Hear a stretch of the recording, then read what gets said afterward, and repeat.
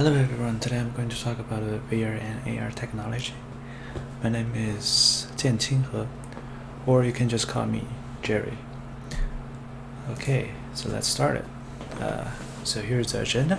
Today I'm going to talk about what is VR and AR technology, and how VR and AR works, and what are the advantages that VR and AR can provide to us, and currently the problems that is facing by VR and AR technologies.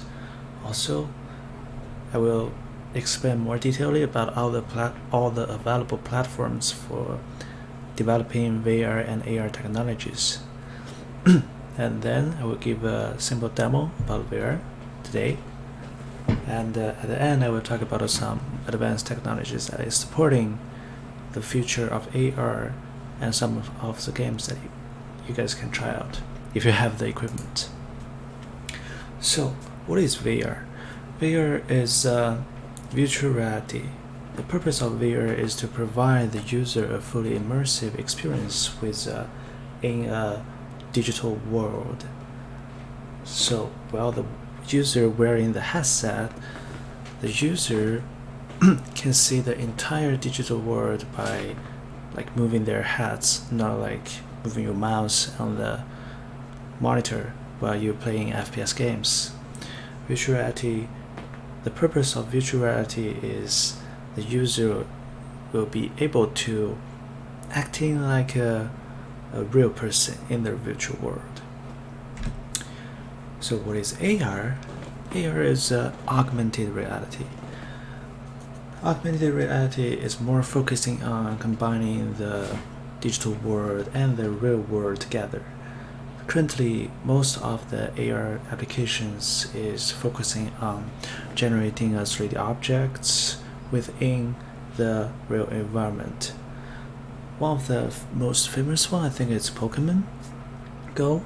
Like you can see your small Pokemon in your phone within a 3D model, and you can move around with it.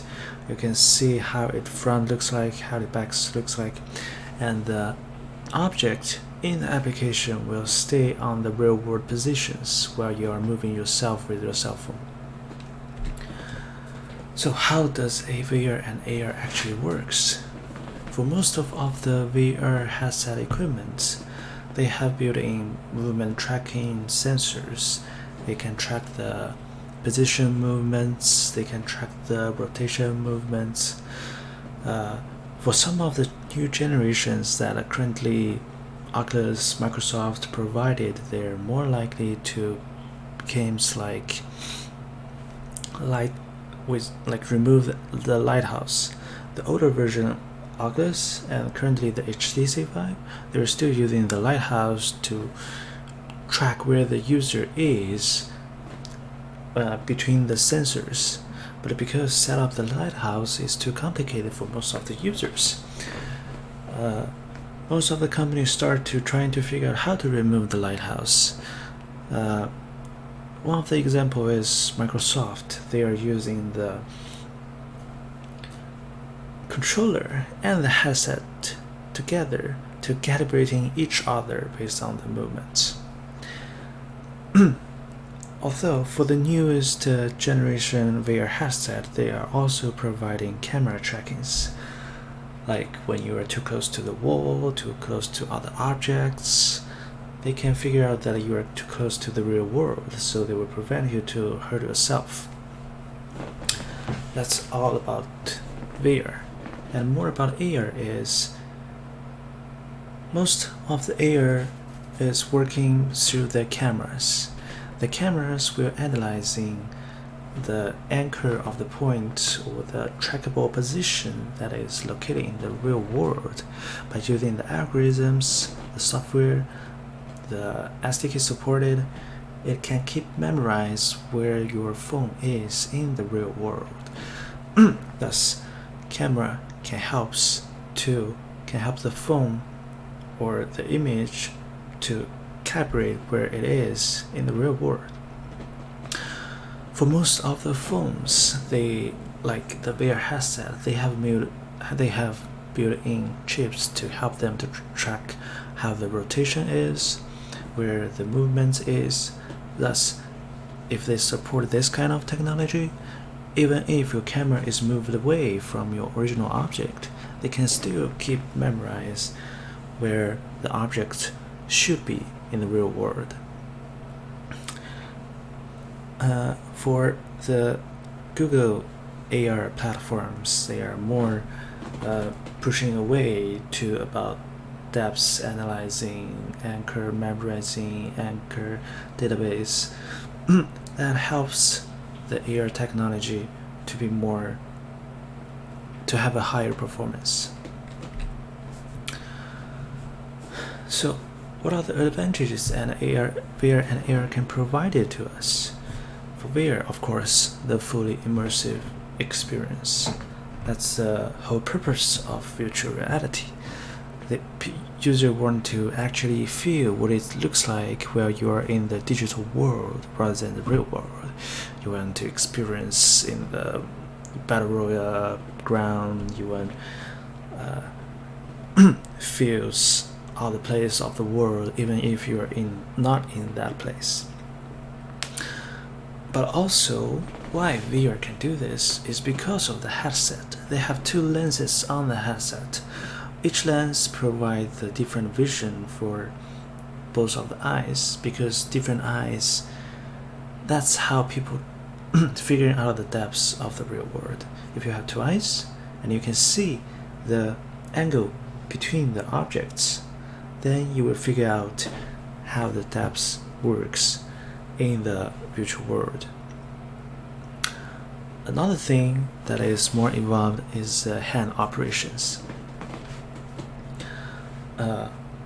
Where you are using a mouse or keyboard, everything is controlled on 2D surface on your screens. You have to like move forward your mouse, move backward your mouse, click on the keyboard. It's more like programming. You are just inputting all the commands. But with hand operation, the user can be able to actually grab the object in the virtual world. The user can touch the object, the user can push that object, the user can even like, it's like in real world. You shake hands with people, you're not using press R to shake hands with online player, right? And here is a great example, the Ring Fit Adventure that is created by Nintendo Switch. Even though they are still running on the 2D screen with Switch, but the concept of the ring is by tracking user body movements and hand operation to give people a more feeling about they're actually doing the works, not really just pressing the buttons. So with the VR headset on their hand, they can have even more advantages, advanced experience about that game. Then let's talk about AR more. AR currently is really popular now. It does not like VR has so many limitations. If you have your cell phone, you can start using your AR applications. It helps with data visualizations. It breaks the 2D surface. It can display all your data in the 3D version. It helps overlay all the hard to understanding machines that allows all the employees to operate those machines with AR application helps. And another thing that about AR is it really break the walls between the real world and the virtual world. Originally, like it's hard for user, it's hard to figure out how to actually operate an machine, or how to actually build up an application. No, not an application. How to actually build up the object or following all the steps by looking at the books or even some videos. But now with VR, you can actually use your real hand to follow the steps that is built it as 3D models to teach you step by step how it actually works in real world. You just need to collaborate the 3D object with your phone. That's it. Easy. So that's all the advantages about VR and AR, but there are still so many problems for VR and AR right now. AR probably less because it started to actually using into all the industrials, but for VR it's kind of hard. The biggest problem is motion sickness. While I'm doing all the user tests during my co-op work terms, there's around 60% of the people will have motion sickness. Some of the people is really heavy, like they put the headset right on and they just start to feel sick. Most of the people is not that heavy, but like after they play for like 20 to 30 minutes, they start to feel sick as well. That means you cannot use VR for a long time. Hopefully the treadmill development will solve this problem in the future. Another thing is the high cost of VR equipment. One headset is cost around $600 to $700, and in order to run in the headset you need to build up a really good computer like 1080, 980. The video card is pretty expensive now, and you probably need to prepare a computer around $1,000 to $1,500. That's actually a lot of money. And another thing is, currently all the Oculus headset is easier to use than before. But talking about HTC Vive, you still need to set up all the lighthouse sensors, or how to set up, connect all the wires.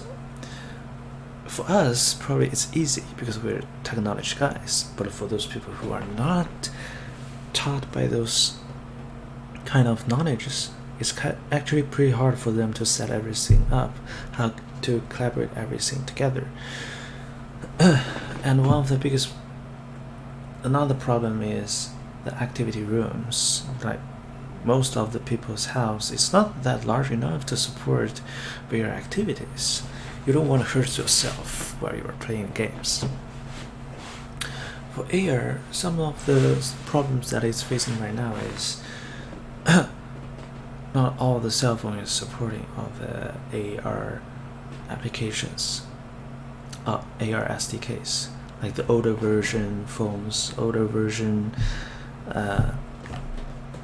equipments, cameras, probably it's hard to use AR technologies because they do need the motion tracking stuff that is stay in their phone in order to make AR application actually works. Also, the tracking is not accurate. It's not really accurate right now.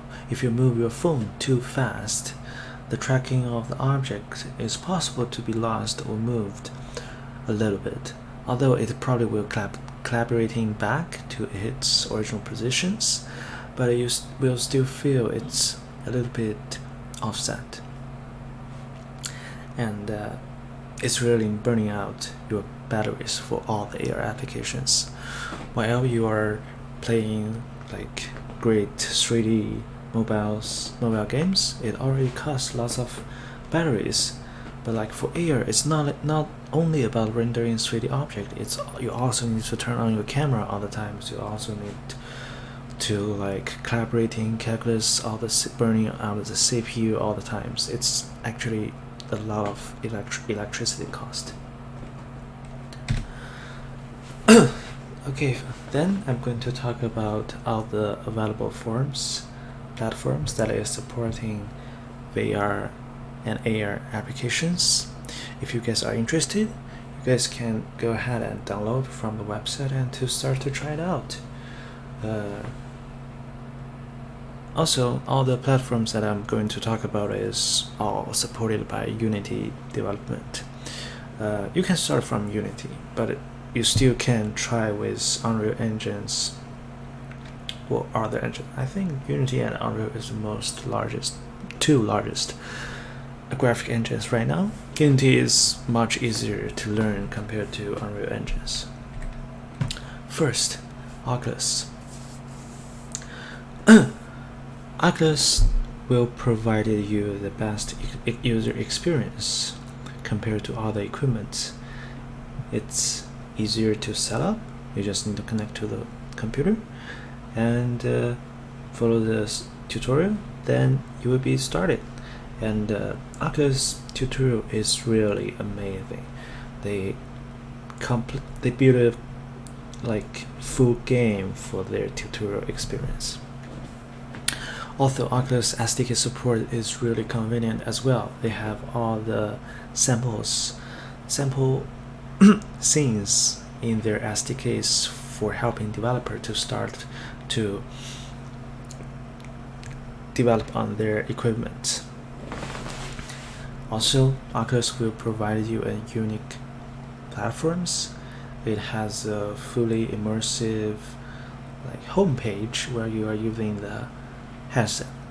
Actually, it should be called a home room because it's actually a house that you can build up by yourself while in the VR environment. However, the price of Oculus Rift is around $600. It's not that cheap, but it's not also really expensive. Next thing is HTC Vive. At the top, you can see this is currently the most recent HTC Vive that is selling right now. You can see their controller is not like Oculus Rift. They are like a TV controller. You're not holding it actually like a hand. It's more like a real controller. Like you would point to the TV and press the buttons. However, their performance is really good. The lens of HTC Vive have more resolution compared to Oculus devices, and because of their using lighthouses, their tracking is much more accurate than Oculus Rift. But of course, if you don't have that much space, you don't need HTC Vive. HTC Vive is supported by SteamVR. Of course, you can use Oculus SDK to start to program something as well. Most of the SDK that is supported on market right now is started from VRTK.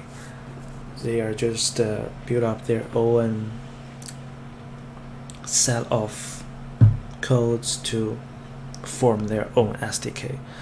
But SteamVR is not as easy to use as Oculus Rift. They're less limited. You probably need to like spend more time to collaborating all the rules, all the performance, but it's like Unity and Unreal. Unreal is harder, but you have more freedom. Same with SteamVR and Oculus. SteamVR is harder, but they have more freedom as well. Because they are supported by Steam, everything is, if you bought any like game support VR on Steam, you can use HTC Vive. And at the bottom, it's the upcoming equipments that probably they will release in following years. The headset is called HTC Index. They said it will provide your better experience where you are wearing the headset, because currently if you are wearing the headset, you probably will feel that there is black space around what you see. But with HTC Index, they said they will solve this problem by increase the screen size within the headset.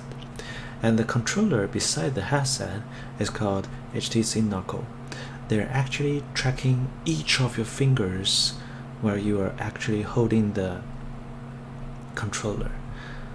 Not like Oculus controller right now, they're actually buttons, One button represents 3 fingers. Another index button represents your index finger, and your thumb is controlled at the top. But with this one, HTC Knuckle, they're tracking each of your fingers uniquely. It has touch sensor on the holding bar, so it can track if each of your finger is actually touching your controller. Then at the end, it's mixed reality. It's created by Windows. It's really cheap, probably $100 to $200 you can get this headset, but the performance is bad, and the use experience is really bad as well. And Windows MRTK is supported for this headset, but MRTK is not as organized as other SDK that is available for Oculus and HTC. However, the idea of Windows using mixed reality toolkit is for HoloLens. Their final goal is to using one SDK for VR and AR together. HoloLens is more like a mixed reality stuff, but how to actually figure out the difference between mixed reality and AR is pretty tough right now. Also, because it's using Windows MRTK, the application that is generated is using it can be UWP application. That means it is possible to support on all the platforms.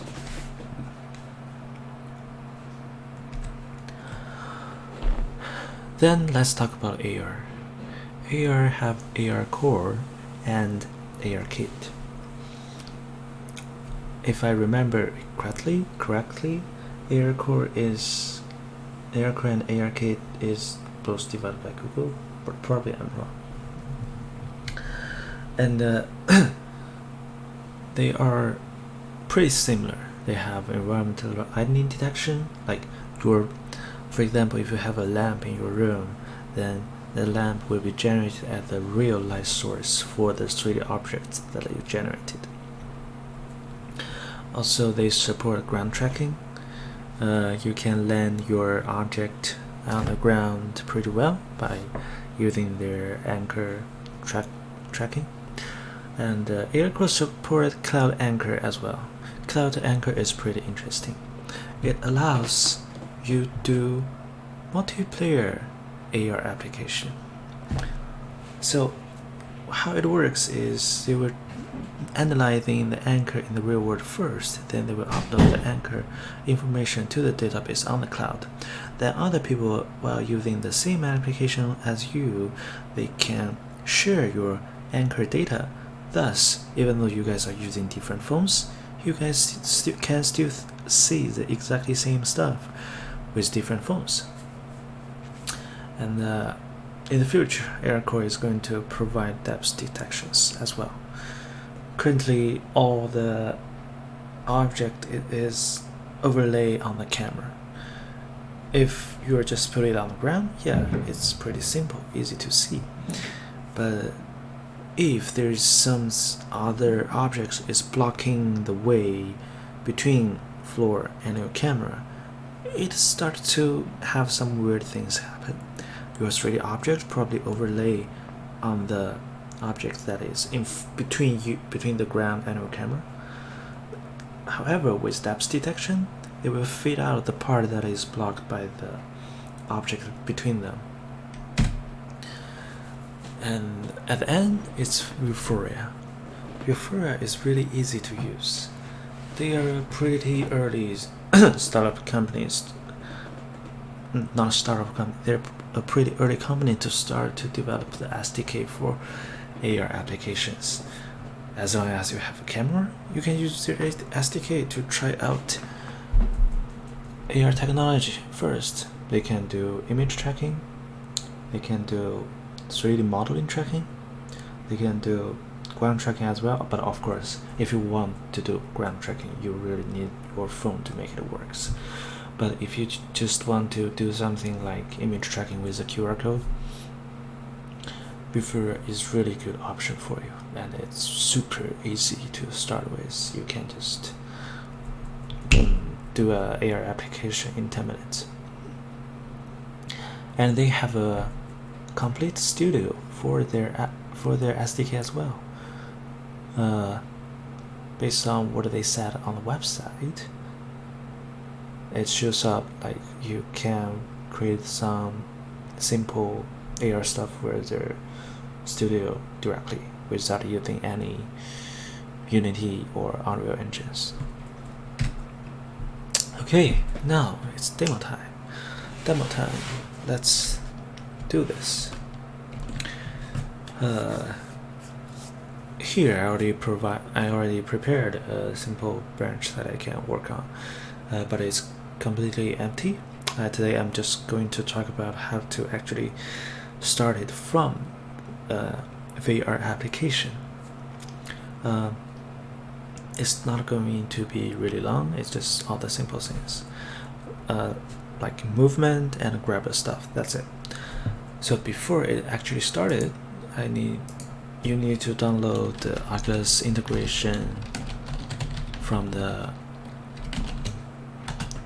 asset store. Here you go, Oculus integration. I already downloaded it, so I'm not going to download it now, but you guys, if you want to work on this, you guys need to download this. And then after you download it, you will be imported. After you import it, you will have this folder at here.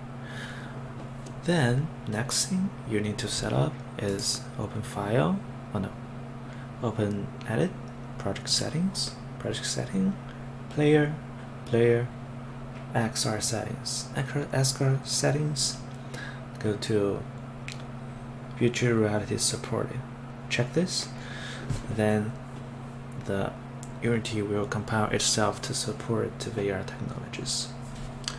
Okay, now we're already imported. Let's try it out. Yeah, you see this is a default scene. It only have a camera, it has a light, and let's start it.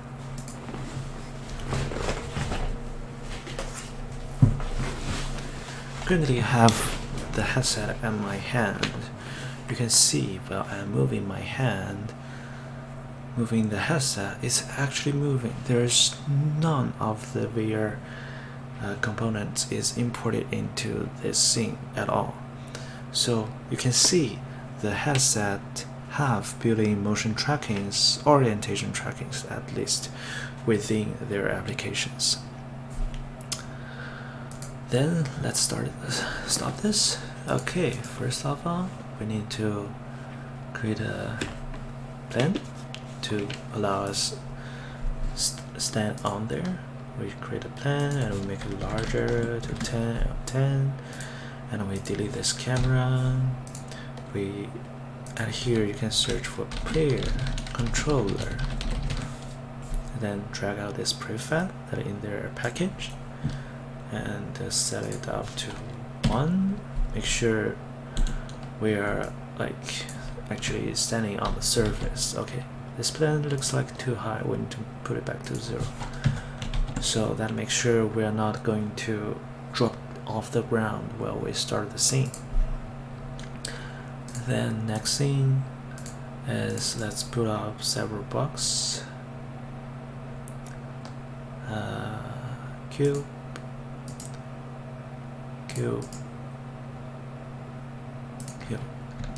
Put all the cubes to 3.5 on the ground, and let's move them apart,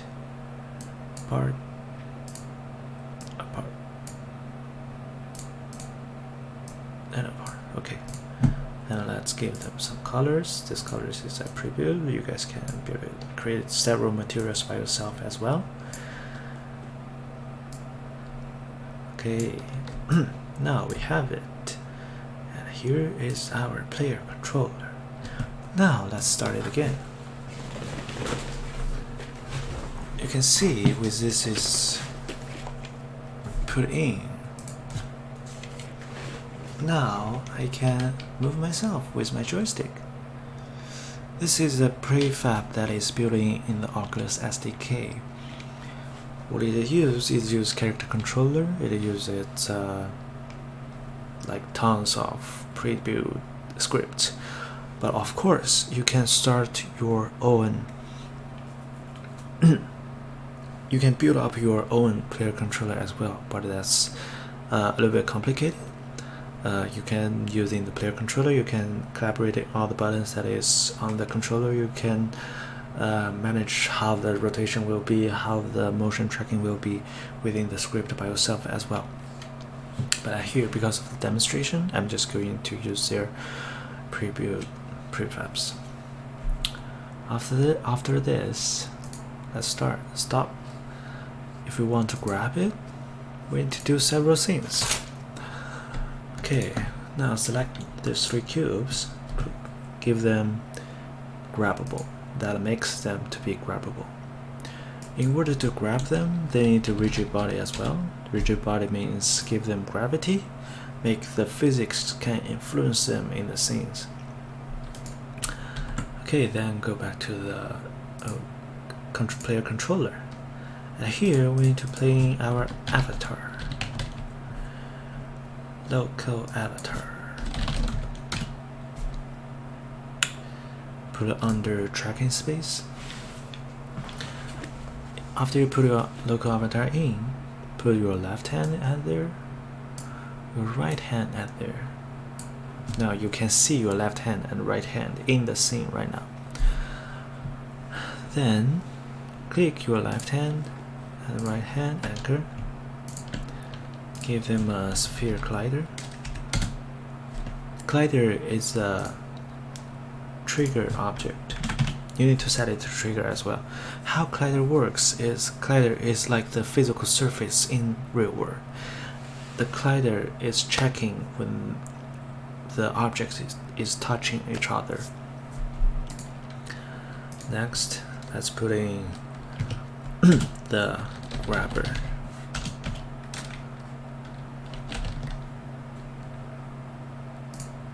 This allows your controller to grab the object that have grabbable scripts. And at here, you need to assign the controller left hand with left touch, right hand with right touch, and left hand with the grip transform, right hand with the grip transform, and both of them need the player object. And make sure to check the parent hold objects, so that means the object will keep following your hands rather than glitching around. Okay, now let's try again. Okay, now I need to put the headset on. Give me a second.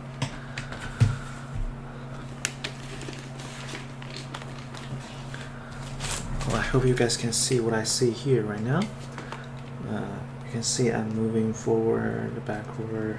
If I put my hand on here, if I grab it, see, I lift it up and I can rotate it. Isn't it amazing? Alright, drop it down. Grab again, throw away. Okay, that's it. That is today's demo. If you guys have like any other scenes that you guys are interested with or wanted to talk with me, I'm always willing to help you guys to figure it out. And at the end, I'm going to talk about some advanced technology about VR and AR applications. For VR, like you see, here's a treadmill, here's VR gloves. All of these objects is for building up more user experience where they are using VR technologies. Treadmill allows you to actually moving in the environment where you are stepping forward and stepping back. This is one of the main technology that people focusing on to build up for helping people to solve the motion sickness problems. Another thing is the VR gloves. How VR gloves works is while you are grabbing the virtual object in digital world, it will give your feedback on your hand. It will pull back your finger, make sure your finger is stable on the object surface. Thus, it makes you feel you're actually grabbing that object in the real world. And for the software side, they are still developing eye tracking.